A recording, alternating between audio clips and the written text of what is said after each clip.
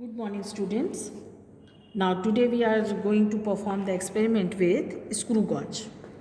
Now you can see this is the screw gauge, and this is the diagram of this screw gauge. Now this will be more clear. See, this is the jaw. We will open it, and in between this is the AB jaw, in which we take this, suppose, screw or say nail. We have to find the diameter of this nail. Now see, this is called the reference line. I'll also click a picture of this so that you can understand by reading this. Now this is the reference line, okay, over here, on which there are some scales. You can see this is in millimeter, similar to your scale. So this is 0 to 5, it is in millimeter. There are 5 divisions, so it is written 5. Now this is the circular scale. This is the linear scale in millimeter. This is the circular scale.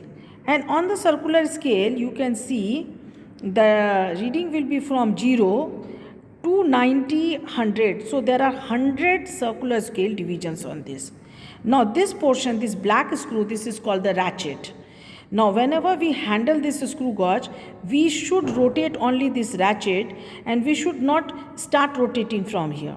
We should always rotate from here. We'll move it, and it is opening. You can see the jaw opening over here. Now you close it and it comes like this. See. Now first of all, we have to find the list count, and for finding the list count, as you can see from here, we have to rotate this screw, complete rotation, 1, 2, 3, 4 and 5. So what is the distance moved by rotating this screw? Now you will find there are 5 divisions. So there are 5 divided by, so distance moved by the screw by number of full rotations. So distance move is 5, number of full rotation is 5. So 5 by 5, 1 millimeter, and this is called the pitch. So pitch is the linear distance moved by the screw when it is rotated, given one complete rotation. So the screw when rotated one completely, what will be the number of division on the main scale? Now it is not possible to find by just rotating only one, because it will be very difficult.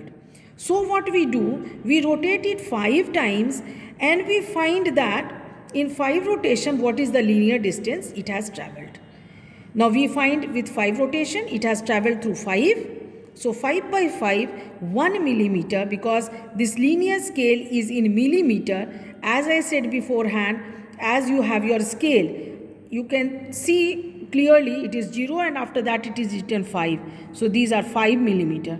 So with 5 rotations, it has travelled through 5 millimeter.